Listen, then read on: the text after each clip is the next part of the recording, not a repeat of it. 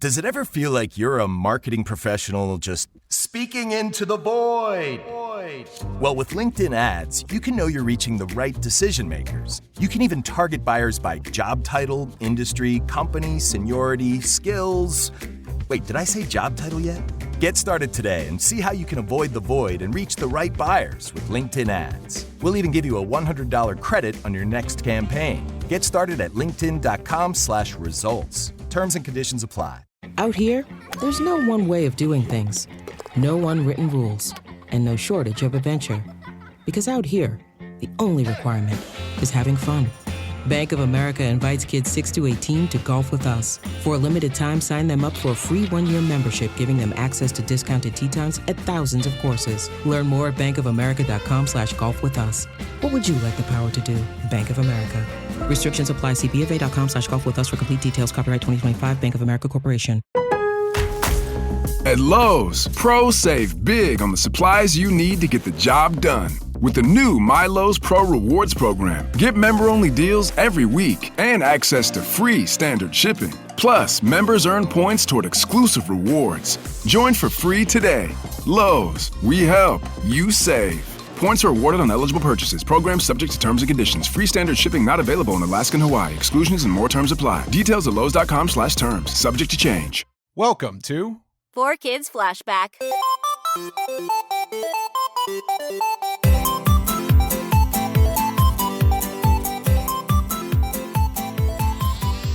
Hello and welcome to 4Kids Flashback. My name is Tara Sands. I am one of your hosts, joined by Steve Yurko. Woohoo! Yay. Here we go, Steve. Yippee. Yaha. Woohoo. Yoo-hoo. Yoo-hoo. Yeehaw. Now, yeehaw is not really... well, that's in that category, I guess. Yeah, depending on the region. I don't want to yell too much. Yeah, well, let's not yell. Let's... we'll do some more ASMR. Down. Yeah. Here's what I Googled today. I think Sure. you'll find this entertaining. So this past weekend, my cousins brought their kids to see Disney on Ice because they're obsessed with Frozen. Mm-hmm. Was it just Frozen, or was it like a cavalcade of characters? I think Encanto, maybe. There was 2 shows that it featured, but Frozen. And then I was like, has there ever been Pokémon on Ice? So I Googled that. What do you think? What do you think the answer is? I don't think there was. I know there was a One Piece on Ice show in Japan. What? In the last couple years. Oh my God. Yeah. Really? Ironically enough, they did the story that takes place in like a desert kingdom. But that's the odd. one. I think that because that's like one you could probably, tell one location. Or at least like within the constraints of the time an Ice show takes place. So I knew a lot of people that went and saw that, and it seemed fun. Interesting. Pokemon though, I feel like Disney kind of really cornered the market on Ice here. Right. Yeah, there hasn't been a Pokemon on Ice, but I think it's time. I mean, well, if the Pokemon, the Radio City show, if that really took off, I think they would have moved that to the Meadowlands, I think, and probably. Well, I just kept imagining like Disney on Ice with like a really big frying pan that Brock holds and hits him over the head with, and like what the crazy props would be. The big stuffed characters maybe would be hard. You'd have to have more than one person in the. I don't know. I don't know how it would work, but now it's all I can think about seeing. Yeah, there's all those appendages. Ugh. Can I even say that word? Appendages. Yeah. Well, it's just, and it's like there are those characters, but I guess it's really hard to see in those. But I guess you would have the main characters. You would have like the Misty, Brock, James, Ash. Misty would be freezing Jesse her ass and off. James. Misty would be, she would be cold. That's a good point. So really, well, they wear thick tights, I think. Yeah, they but must. Still. Yeah. Now I really want to see it. So please, anyone, do this. Please make this happen. Make my dream come true. Well, maybe Japan, at least. Maybe Japan's getting into that nice shows. Like I said, it's funny that Disney is still doing those because I remember going to a couple when I was a kid. Yeah. Oh, my God. And the kids get all dressed up. I mean, it's really like the kids are in cosplay for it. It's so cute. Nice. Like they want to they had their Princess Elsa dress on and their Frozen sweatshirts, and like I was at a convention once that was across the street from Frozen on Ice, and it was like a cavalcade of little tiny Elsas. It was the cutest thing ever, and I was like, oh, that's their cosplay. Now we're doing our cosplay here. Mm-hmm. Like, yeah, it's a good intro to cosplay. I said ice skating is I was just thinking about like ice skating is kind of freaky because you got to wear those like, those high top boots. And I just, the times I put on skates, I feel like, oh man, if I just like bend the wrong way, my ankle is gone. Oh, yeah. Yeah. I think the last time I went ice skating actually was out here. It was like in Burbank, like maybe close to 10 years ago. At a place that I don't think is there anymore, but. Well, rest in peace, ice rink. Huh. Our guest today is not an ice skater, contrary to what you may have thought based on this intro. He is a singer, and we're going to talk to Jason Paige today, somebody I get to see a lot at conventions, but we never get a lot of time to talk because we're usually busy, luckily, at these conventions. So I'm excited to talk to him today. If you like this show, you should just go to our website and find the links to stuff. Right, Steve? Yeah, you could start at 4kidsflashback.com with the number 4, not the word 4 in the URL. Nuh-uh. And start there. You got links to like wherever you could listen to us on YouTube, Spotify, Apple Podcasts, etc.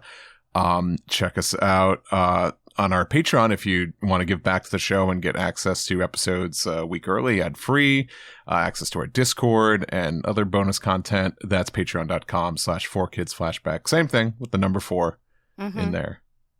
That's all true. Check the show notes for details. There's links to all that stuff to make your life a little bit easier. And we'll be right back with Jason Paige.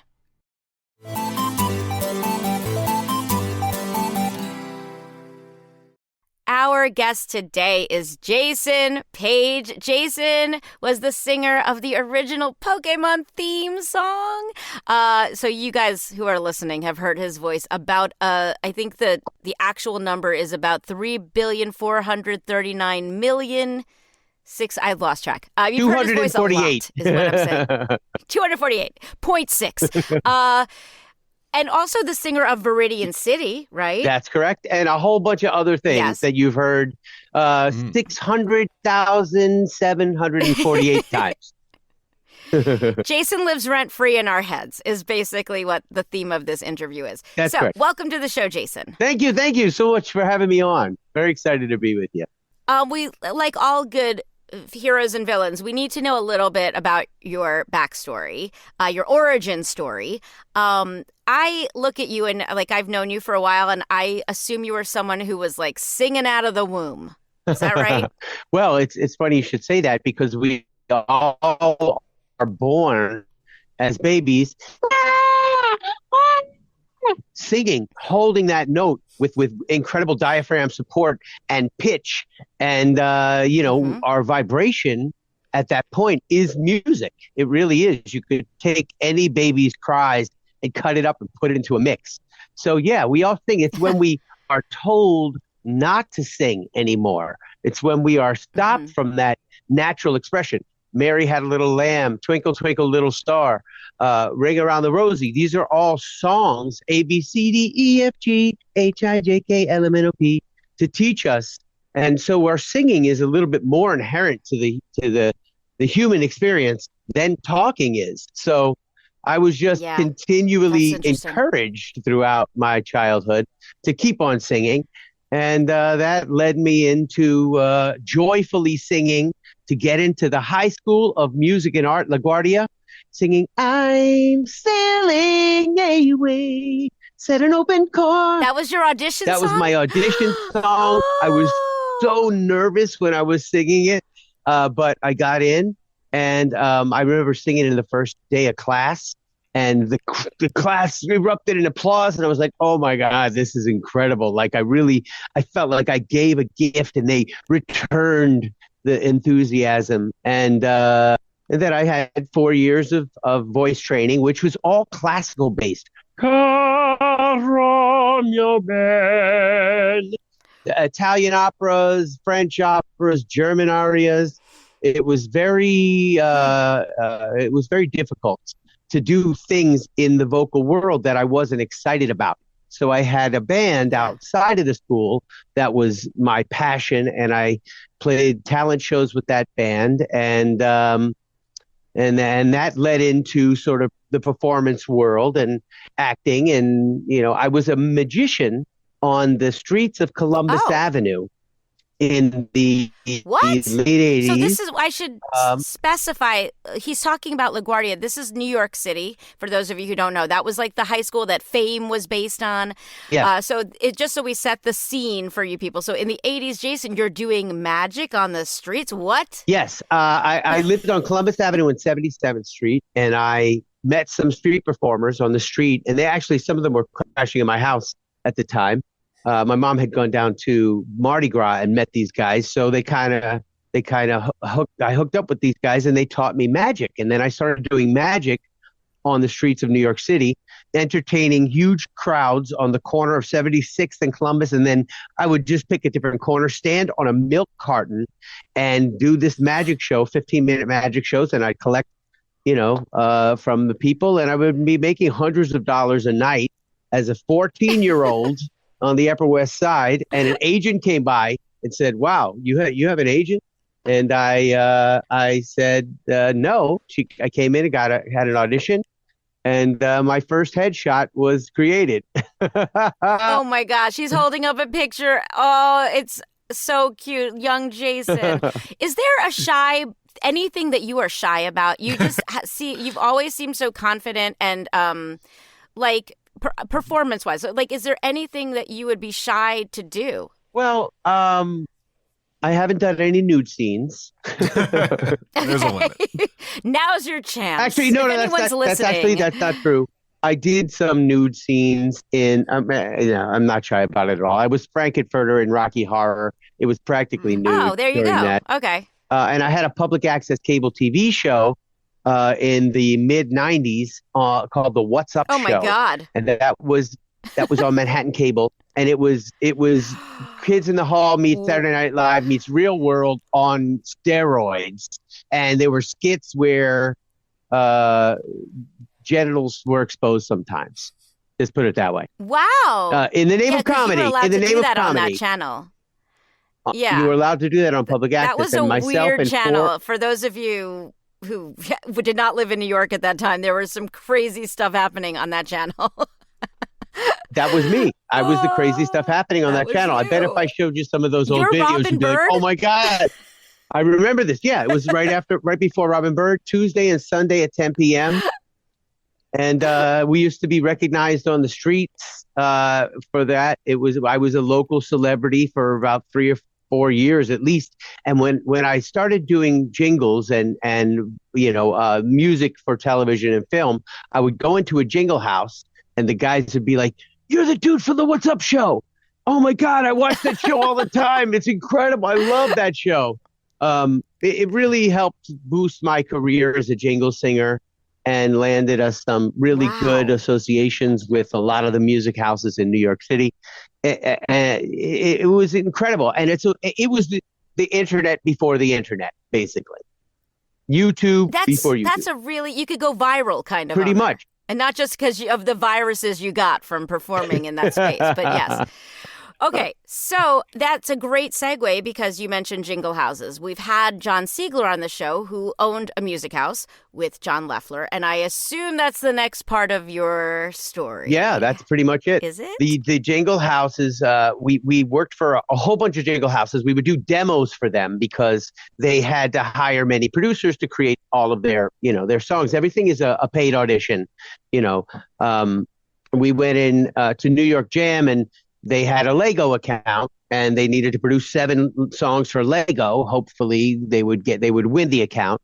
And we had the winning song, Lego Mania.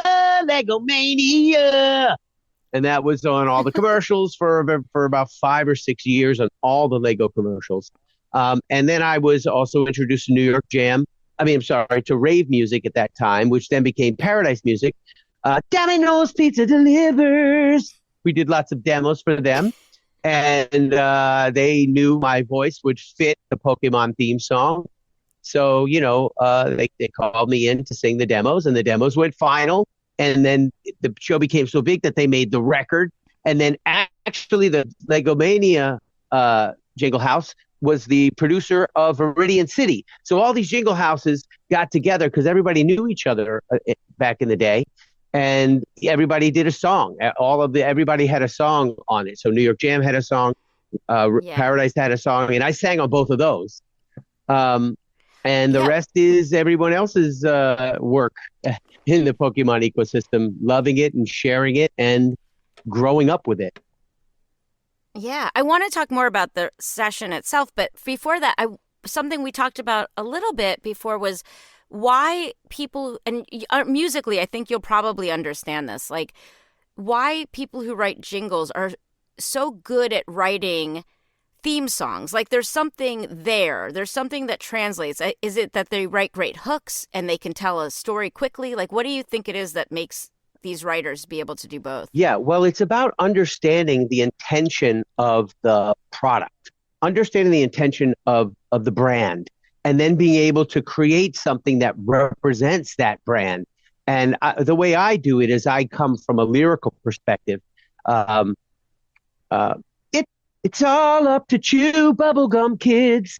So I wrote a tag, it's all up to chew bubblegum kids. And this is a product coming out, but it's like about understanding what they want. And they have a brief that they'll give to the jingle house, or the brand will give the brief to the ad agency. The ad agency will go to work and then give the brief to the music house. And everybody's trying to satisfy, the up the ladder. Please the Lord. Yeah, please the overlord. But I think because the jingle houses have a very good ability to do any style, so they can really that makes sense. Adapt to what the needs are. I mean, that's the whole game. Adapt to the needs of the client. And in this case, they wanted an anthemic rock song with a young male sounding voice, even though. Yeah. Ash is not played by a male. It's the voice of Ash. It's the message of Ash. So it's combining the message with the style and being able to do it efficiently. And, in this case, on a budget. Yeah. Well, So I assume that your previous work was basically your audition for this. Like you didn't have a formal audition to sing this song or anything like that. No, the demo is an audition. And if they don't like it, they're going to say, we don't like it. Do something else. And if they'll say, what don't you like about it? Or we don't like the style, or we don't like the singer. Give us another song. But they might say, we love the song, change the singer. Right. So it's basically like they just are presenting it. Right. Was that the first theme song you had done at that point? Had it been all jingles until then? I mean, besides Legomania, which was huge at the time. Legomania was 1995. And I had done some other theme songs, but they are not notable. Many sessions, at the time I was doing 5 to 10 sessions a week between the years of 95 and 2000. That's thousands of sessions if you add it up. Right. Yeah. That was the boom. Yeah. Of jingles on every commercial. Oh, it was the best. I love that. I miss that. Subway, so you get to this. So when you get to this session, I'm sure it just felt like any other day. How written was the song? Like, is the song you sang that day what we ended up hearing, or were there changes that happened after that? As I recall, there were 2 sessions. The first session was putting down what they had. Catch 'em if you can, Pokemon. So catch 'em if you can was the tagline. Yeah. And that's what we sang. There was a playback of they showed us an example of the introduction and a little bit of the show. It was in Japanese. It hadn't been dubbed yet. So we didn't really know what was going on. I knew it kind of looked like Speed Racer, and I love Speed Racer. And I was like, oh, this is cool. It's kind of like a young Speed Racer. And most of the go Speed Racer, go! Great song. on that one. I love that that one. song. That's my childhood right there. I relate to that statement. It looks like Speed Racer because I think that was my introduction to anime because that was they were airing that on Cartoon Network in the 90s. So yeah, then like Pokemon came out. I'm like, oh, kind of same deal. Right, same dude, 10 years younger.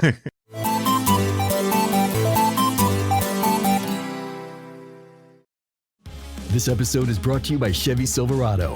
When it's time for you to ditch the blacktop and head off-road, do it in a truck that says no to nothing. The Chevy Silverado Trail Boss. Get the rugged capability of its Z71 suspension and 2-inch factory lift. Plus, impressive torque and towing capacity thanks to an available Duramax 3-liter turbo diesel engine. Where other trucks call it quits, you'll just be getting started. Visit Chevy.com to learn more.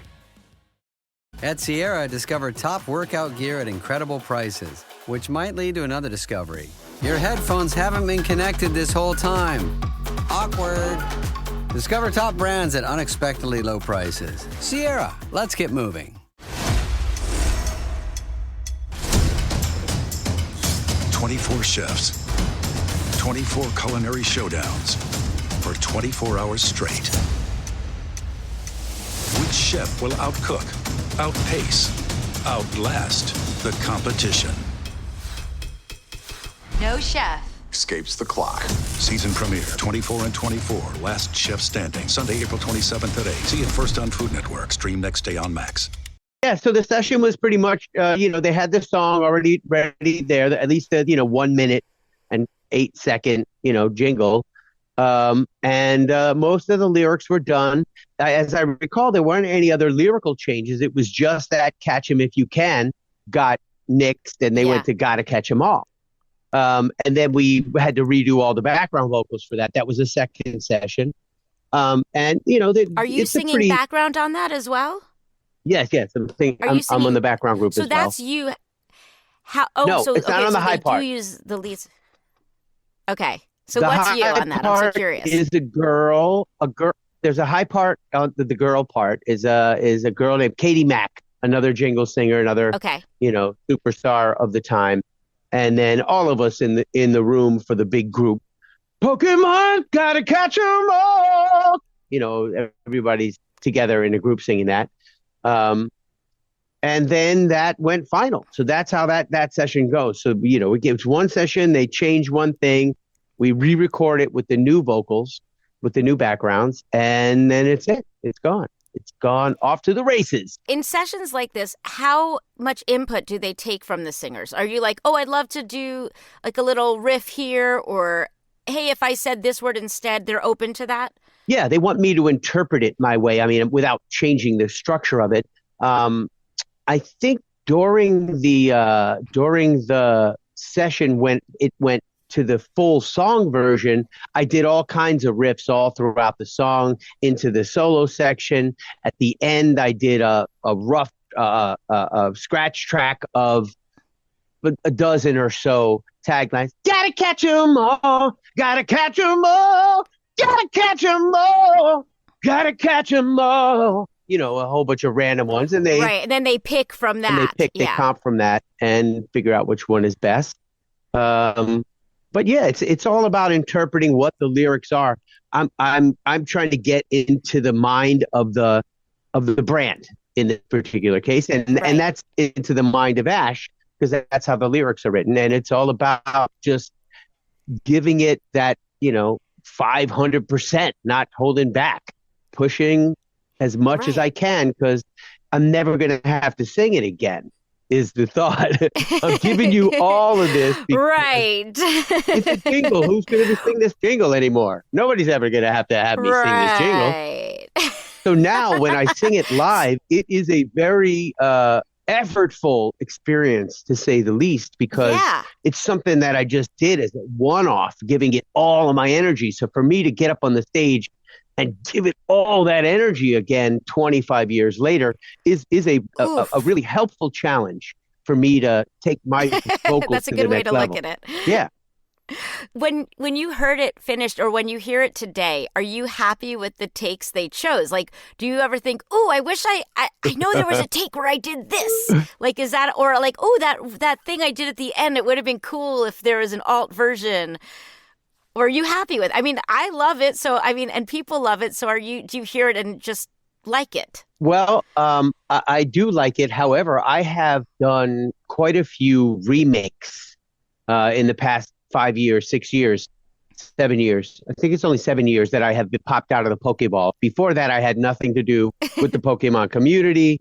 I've had 1,000 other jobs, and I still have many other jobs, but I didn't realize there was a Pokemon community to share this value with.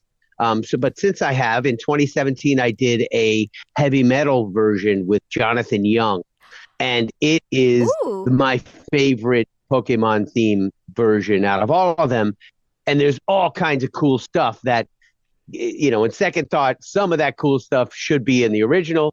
But in terms of like just listening back and being like, it's not perfect. I think everything is perfect, and it's before the days of auto-tune. Everything is sung perfectly. And you know, or comped perfectly, sounds great, and there's nothing. It doesn't really need anything more. Yeah, I think it's great like it is. Where can people find these other versions that you did? Give us a plug for your site or YouTube page. Yeah, well, I have a drum and bass version coming out very soon, which is really cool. There's a hard style version on Spotify.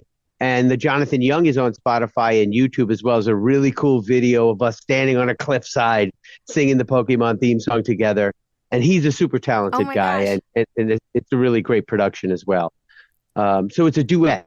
Awesome. So jasonpaige.com is probably the best resource. That's correct. Okay, so I want to get into Viridian City as well, but so Jason had like a very similar experience to a lot of the actors we've spoken to on this show, where like we got involved in this cartoon, we didn't think twice about it, and then suddenly it blew up and was everywhere, and we realized, oh boy, we did not get paid well for this. Oops, and your work was already done. So what was that like to you when this thing blew up? First of all, it's exciting to see yourself on TV, but then you also have this like moment of, holy crap, I feel taken advantage of, like we all felt.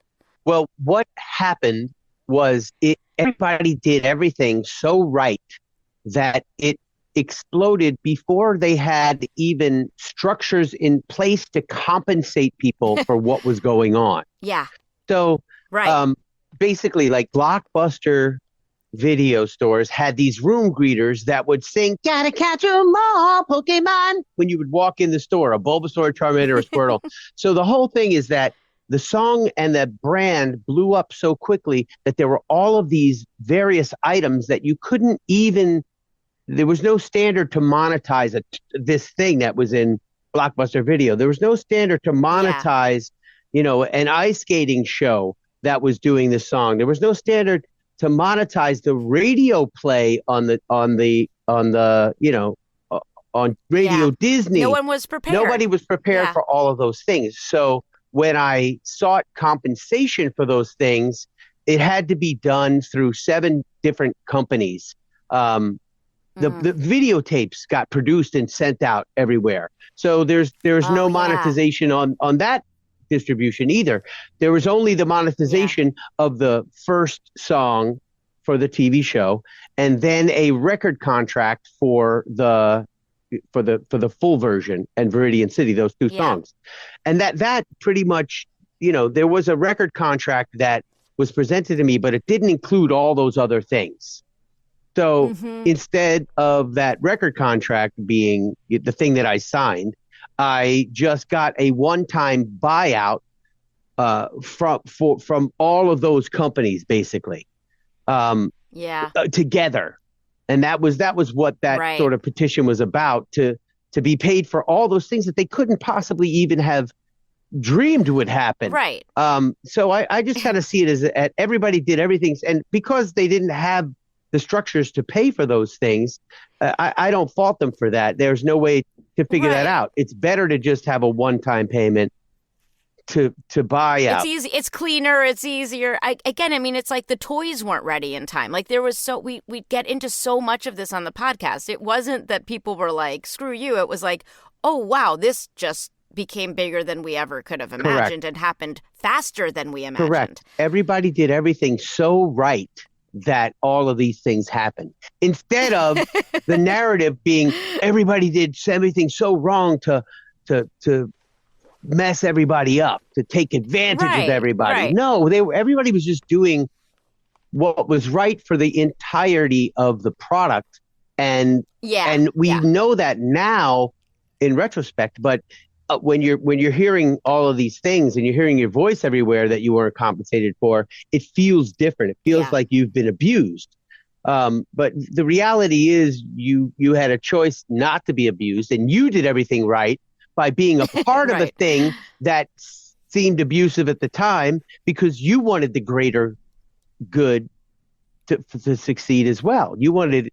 Sure. So, I had animosity for a while, but I now I completely understand that, that the benefit of moving forward and really it's there's no malintent anywhere along the line. Right. Yes.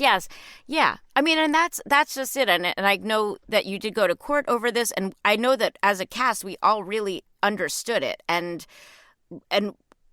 we're anxious to see what happened because, again, there just hadn't been a precedent set for it. So you needed to go to set the precedent so that and I appreciate it. Correct. So. And in order to set the precedent, you really would have had to take it all the way through to the trial, which we know is not going to happen. No, nobody wants that. I just heard the story about Uri Geller. Is that his name? The magician who claims that abracadabra and Alakazam, they all are bending spoons.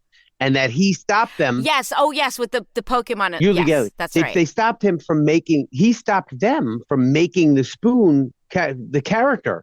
So once the OG came out and he was like, that's me. It's a spoon bending is done by magicians all around the world. He made it famous, but it's not his trick. It's not his I did trick. it on the street when I was doing magic on the streets and not from him. Right. You didn't own it. I didn't own it. I bought it at Tannen's Magic Store on 47th Street. Right. But he was able to interrupt the process of them making that card for 25 years. And just recently, he finally threw in the towel and said, all right, I'm done. I can't win against $100 billion company. So what I did was I sort of challenged it as well. I said, I need to be paid for all these things that are out there everywhere. And, we'd like to go to court. That's how you get paid. You say, we're going to court. I need to get paid. And they say, all right, it'll be 2025 by the time you get paid.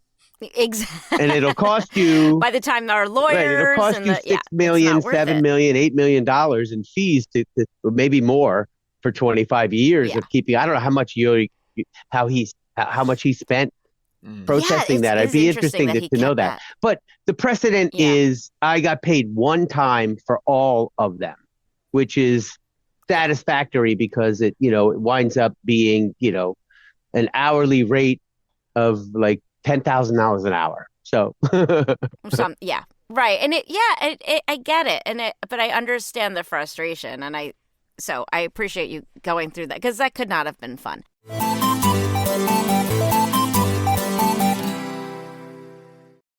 The spirit of innovation is deeply ingrained in America, and Google is helping Americans innovate in ways both big and small. The Department of Defense is working with Google to help secure America's digital defense systems, from establishing cloud-based zero-trust solutions to deploying the latest AI technology. This is a new era of American innovation. Find out more at g.co/American innovation. Hey there, travelers. Kaylee Cuoco here. Sorry to interrupt your music, great artist BT Dubs, but wouldn't you rather be there to hear it live? With Priceline, you can get out of your dreams and into your dream concert. They've got millions of travel deals to get you to that festival, gig, rave, sound bath, or sonic experience you've been dreaming of. Download the Priceline app today, and you can save up to 60% off hotels and up to 50% off flights. So don't just dream about that trip. Book it with Priceline. Go to your happy price, Priceline. McDonald's meets the Minecraft universe with one of 6 collectibles and your choice of a Big Mac or 10-piece McNuggets with spicy Nether Flame sauce. Now available with a Minecraft movie meal. At participating McDonald's for a limited time, a Minecraft movie only in theaters. Let's talk about Viridian City and that recording. Do you remember Pokemon? You knew what it was at this point. So what was that going into that session like? On the road to Viridian City. That was really, really comfortable and really, really great because that was the Jingle House New York Jam. Neil Jason and John McCurry, they produced that song.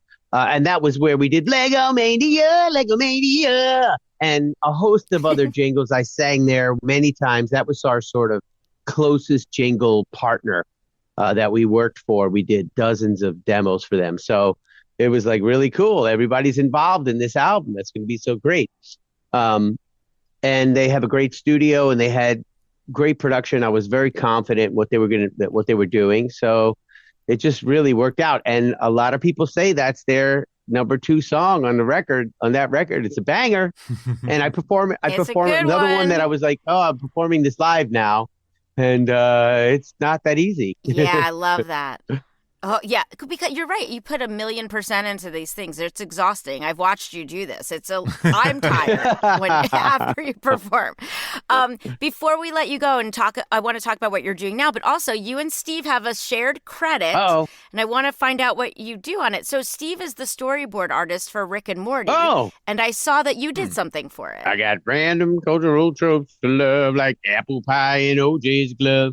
Mm-hmm, yeah. We got a 6-pack cigarette baseball dog and an Abraham 911 Lincoln dog, baby. And now I've been told I'm gonna be a turkey. Turning turkey. Are you, Steve? Why do you? He's got a blank. He's got a blank. Is that the Thanksgiving episode?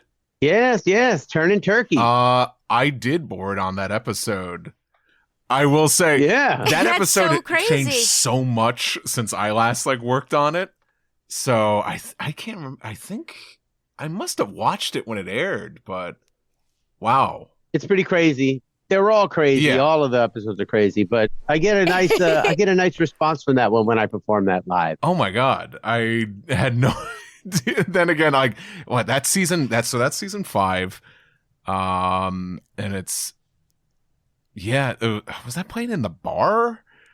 Or was that the ending credits? God, I look so bad. But then no, it's right in the middle, and there's a separate version of it on YouTube. You can watch just the song with the music video. Oh, that's cool. It's released on all platforms. You can use it on your, underscoring your videos. It's a really cool song. It's a really stupid song, silly song. No, it's a silly episode. I'm fully country music on it too. So. I love that you both worked on that episode. That makes me really happy. Yeah. That's really cool. I haven't thought about it in a while, but that was when we started boarding on that was right around the time, the pandemic was in full force and we were all sent home. So with everything going on and then jumping around a bunch. And that episode, it was very different in the beginning, but wow. Okay. It's all coming back to me. I haven't thought about it in a while, but wow. I got a pregnant girl with a pickup truck, got one by thought and another by luck. Now it's time to turn into a turkey. So tell us what you're doing now, where people can follow you, how they can see you sing these things live, which now I know they all want to do. Plug it all. Well, I just released a new song for the character, the Umbreon. There's a new card that people are chasing it's the moon behind Umbreon, but it looks like a sun because the sun is reflecting on it and it's like a bright moon, like a sun. And so the Pokemon community has sort of deemed it Sunbreon. So I did a song called Sunbreon. find. You know that it's the one you want. You gotta get it if you can. The power that's in your hands. This song is out on all platforms, and it's pretty cool. There's a drum and bass version of the Pokemon theme song coming out soon. I've got a whole bunch of EDM, like champion EDM rock songs that are out all over Spotify under my name and the DJ that I collaborated with, AIN0. I've got another couple songs ready to release. One called "You Must Be a Gamer," about gamers, and then another one called "Love Is the Frequency," which I'm performing at most of the events that I'm doing this year that give me the full performance time, which are Collecticon, which is happening the 1st and 2nd of March in Los Angeles, and then the CollecticonUSA.com will tell you all 18 of those shows. In addition to some, appearances in the UK, and a couple of other continents are being negotiated right now. My store is pumping right now with autographed items, and we just finished the final. We have 6 more of these mystery pops left. The mystery pop has a autographed, authenticated Gengar doodle or a Pikachu doodle on the side, stickered, with an incredible case. He's holding it up. I'm sorry you guys can't see it, but it's pretty cool. It's a mystery. It's a Funko Pop, and it's really cool. But you don't know. You know how the Pokemon packs are based on. We don't know what's inside. We're going to open it up and see if we get the hit. Right. Yeah. So this is kind of taking that same philosophy to the Funko world, where you don't know what Pokemon Pop you're going to get inside of it. But we're going to expand it because I not just Pokemon. I sang for Michael Jackson. I sang for SpongeBob. I sang for Rick and Morty. So we can include these other brands in the Mystery Pop second series, which is going to be coming out soon. I've got some clothing that is coming out. Lots of merch in terms of hoodies and hats and binders and all kinds of things to to appeal to the incredible Pokemon community that's just so supportive and enthusiastic about all the additional content that I'm creating. I have a song for Ash's Last Goodbye that came out last year. That's a really great sentimental song that kind of says goodbye to Ash and Pikachu in a good way. And I had a song for Detective Pikachu as well, an unofficial song. So I'm giving a lot of extra content to the Pokemon community. It's not just the Pokemon theme song. It's these performances at all these events and all of the other, various things. I do box breaks, musicalized box breaks, where you open a box and I'm beatboxing and singing during the opening of the pack. Oh, wow. It's an incredible experience. I've done it with a live band behind me on a live auction. You can search that, Beats and Breaks, Jason Paige Beats and Breaks.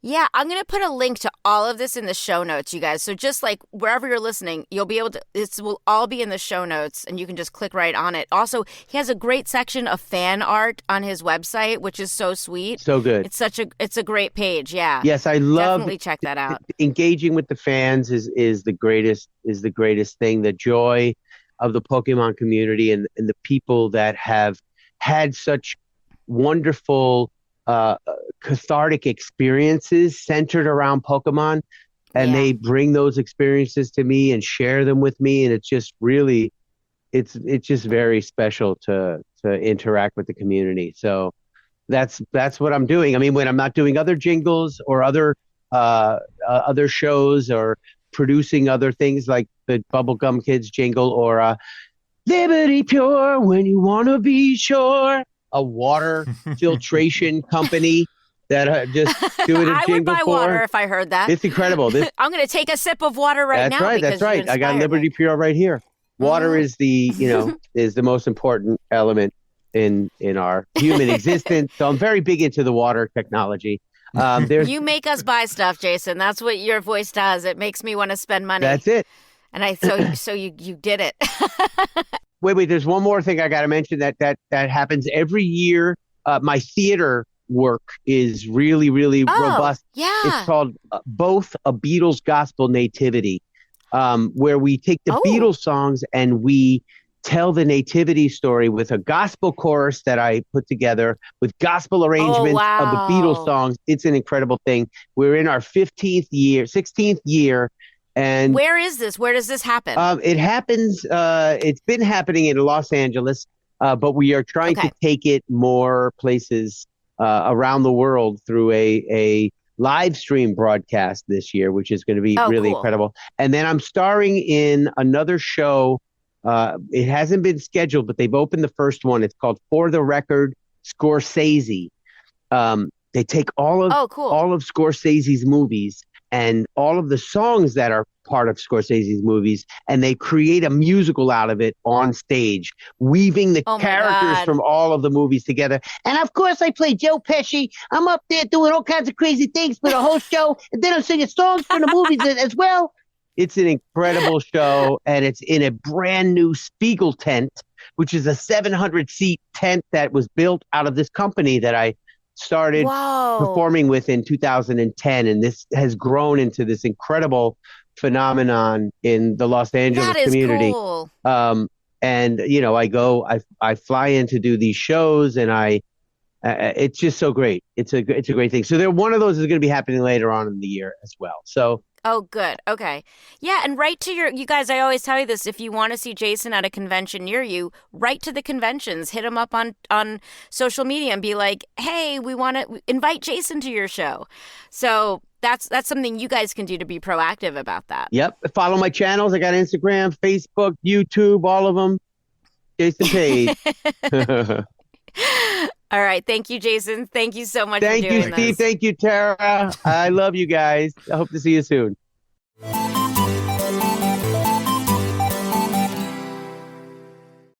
This episode is brought to you by State Farm. You might say all kinds of stuff when things go wrong, but these are the words you really need to remember. Like a good neighbor, State Farm is there. They've got options to fit your unique insurance needs, meaning you can talk to your agent to choose the coverage you need, have coverage options to protect the things you value most, file a claim right on the State Farm mobile app, and even reach a real person when you need to talk to someone. Like a good neighbor, State Farm is there. Don't miss your chance to spring into deals at Lowe's. Right now, get a free 60-volt Toro battery when you purchase a select 60-volt Toro electric mower. Plus, buy 3 19.3-ounce vegetable and herb Bonnie plants for just $10. It's time to give your yard a grow-up. Lowe's. We help. You save. Valid through 4/23. Selection varies by location. While supplies last. Discount taken at time of purchase. Actual plant size and selection varies by location. Excludes Alaska and Hawaii. Jason Paige. I wish I had a quarter of his energy. Especially, I don't want to give too much away, but he had just gotten home. Yeah, he just landed from a flight. Mm-hmm. Also, I don't know how his voice, he has like vocal cords of steel, I call them, because like I lose my voice so easily. He can just launch into anything. His range is amazing. Well, he's not doing those like, Mokuba and Bulbasaur voices, so maybe that's why. But still, but even without that, like I just can't sustain the way he's amazing. Did I blow your mind with the Rick and Morty thing? I didn't give you a heads up because I didn't look that up ahead of time, and that was one of my first episodes I worked on. Oh, it was. Yeah, oh. But that's like the song plays over a montage. That was like, I don't think was part of like any pass I worked on in that episode. It it changed a few times, and that season was was a bit nutty, being the first one work from home and and like a lot of us were we were shuffled all over the place. I think because I worked with like several directors, but that one I was just like, turkey is that the Thanksgiving episode, and that's like the smallest of small worlds, because that was like maybe I busted that out. My second or third episode on the show. It is interesting that it changes that much from the storyboards. Like, I was surprised to hear you say that it does change that much. Some productions are different, but it's to say it's I won't divulge too much. Let's just say Sometimes changes. When it's done, it's done. Interesting. I've never asked you this. Do you religiously watch the show, or have you watched every Rick and Morty that you've worked on? Like the way I don't watch myself. Do you watch the things you work on? I tend to like watch the new seasons when they come out. You do? Okay. You know, I'm curious to see how things wind up, and also like I'm not familiar with every episode because I don't work on every episode in the season, so I want to see the stuff I. Oh right, you don't work on right. Of right. Course. But no, I tend to. Yeah, it's definitely like I was a fan of the show before I was working on it, so it's not a huge ask for me to get to like it, and it's I'm like in that demographic anyway. Please, Steve, watch Rick and Morty. Like I worked like on like a preschool show once, and I don't think I saw. So maybe that product. one. Yeah. Yeah. I know it's weird when people like quote a show to me and I'm like, oh gosh, I don't remember. Right. No, thankfully I don't have to deal with that, but I think I talked about this recently. Like if someone were to ask me, like, you remember when you drew this one frame? I was like, no. Right. It must all be a blur to you. Mm-hmm. Like one big episode, I would guess. And I'm sure it's the same for you with acting, because you've got so many lines, and especially with like the audiobooks too. Like that is like, oh my God, that's a shit ton of words to like put it frankly. Oh my God, I finish books sometimes and the content leaves my head. Like I know what I'm doing when I'm in it, but then I completely forget everything the minute it's done. It happens. Yeah. And I don't, anyone listen to this, don't get it twisted. It's not, I don't think it's not due to a lack of passion, but it's it's not. Like, things, it's sort of making room. Yeah. Yeah. Sometimes I feel like it's making room for the next one. But like, I know that's not true because we've spoken to a brain person on this show who says there's plenty of room in our brains. But sometimes I feel like it's to clear. It's just, I have to clear it because sometimes also because the work is intense, so I think sometimes it's just self-preservation. Like, oh my God, I need to like cleanse from this. Distance, get plenty of distance from the work afterwards, but that was that was quite the surprise for me. The one jingle he didn't sing that I've heard him sing at conventions is is it Pepto-Bismol? When you have heartburn, rough indigestion, upset stomach, diarrhea. Oh, the modern one. Because I always hear him singing the word diarrhea at conventions. So I think that one's him. Yeah. Really? Oh yeah, I'm familiar with that one. I thought you were going to hit me with the plop, plop, fizz, fizz. No. Oh, wait. no. No, that's, I forget what that is. You said Pepto, right? I think it's Pepto. Yeah. No, that was, God. I must have talked about this on the show before, but the woman who sings the Sailor Moon, like the original Sailor Moon theme song in English, was the voice of Hot Pockets. And Jennifer Seehee is her name, and I adore her, and I fangirled so hard when I first met her. I was like, I know you're not here for this, but I know that you sang Hot Pockets and we need to talk about it. I didn't. Wow, it's crazy. Like it's a small world too. Like I never would have thought like, oh yeah, the guy who sang, the Pokemon theme did this, this Lego jingle and then also this, Rick and Morty song like 20 something years later. Isn't that crazy? Wow, but and then the Hot Pocket lady is the Sailor Moon. Yeah, and she goes to conventions and does autograph signings too, and she performs the song. Like it's surprising that no one has done a show where they have a bunch of these acts together. Like we were talking with Bree Sharp about. Right. Go back and hear that. Listen to that one if you haven't. We had a big concert at Radio City. Something, but like with Sean, who did the One Piece theme, the One Piece rap, like he finally did get to perform that, but there's something there to do some kind of theme song anime event that I'm surprised hasn't happened yet. I'm going to talk to the NostalgiaCon guy about that because I feel like he might be the one to do it. That's the market, yeah. Yeah, I would love to watch that if it was like if it could be like Gilligan's Island and like the shows I grew up with, the Brady Bunch theme song. I miss theme songs. I really do. I mean, I'm watching like Severance at the moment. It has a great, it's theme beautiful. song. I mean, it's a good, yeah. it's like a great, I pointed at my head and I said earworm, and I was not pointing at my ears. But your ears. Well, he has an extra ear. Not every show even has like a theme song anymore. Not that I'm expecting like a I know 90s sitcom style theme song for like Apple TV Plus shows, but they're not boppy. They're like usually, I know. Well, what's so funny, and this is really off topic, but I was watching the Saturday Night Live, one of their specials, the music special that they had, which is great. And that's what I was just thinking of as I was saying Radio City Music Hall. So they asked the cast to sing the Saturday Night Live theme song, and they all had a blank face on because it's like jazz. It's like it's you can't hum it. It's like a jazz riff. Like I can't sing it right now. It's like freeform, and they wanted it to sound like improv. Like the idea of improv, like that's what they wanted the theme song to be.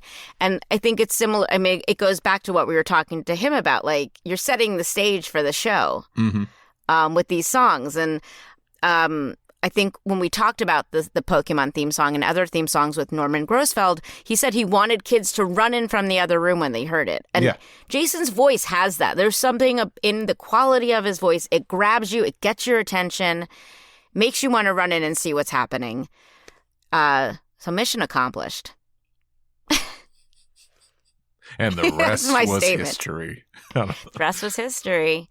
He also, he understands the trading card market. So when he goes to these conventions, definitely go see him because he has some amazing cards and stuff that are all like graded and really cool stuff.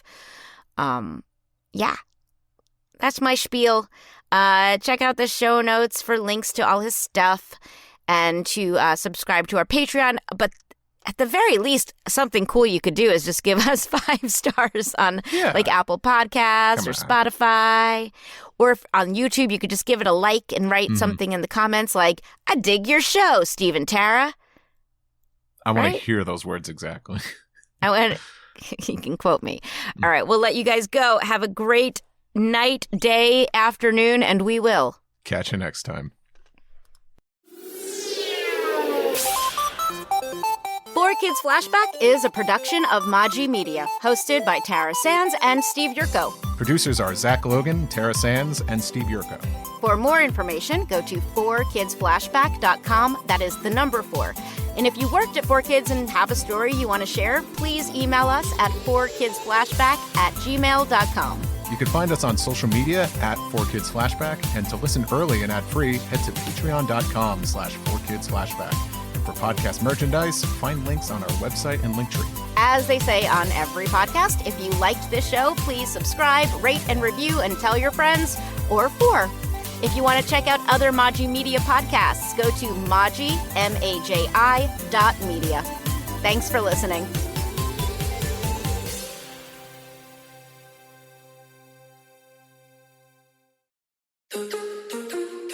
Hi, it's Ashley and Jess with Wellness Reality Check. We are 2 health practitioners, moms, and best friends trying to navigate the world of holistic health in a balanced, productive way that brings health to our lives instead of dogmatic extremes. We'll be breaking down health trends, interviewing your favorite health influencers, and always keeping it real. We hope this podcast brings listeners back down to earth, providing a dose of reality in the often idealized world of health and wellness. Wellness Reality Check. Follow the show now on Apple Podcasts, Spotify, or at wellnessrealitycheck.com. Hey guys, Tara here. If you are enjoying the 4Kids Flashback podcast, here is another podcast you will probably like. It's called the One Piece Podcast. They have been covering One Piece since 2009, so there are about 1 million episodes for you to listen to. Highly recommend it. They do all kinds of behind-the-scenes stuff, break down the shows, interview actors. You're gonna dig it. Go to onepiecepodcast.com or look them up wherever you hear podcasts. And you might even hear a familiar voice that sounds a lot like Steve Yurko. Check it out now. Thanks.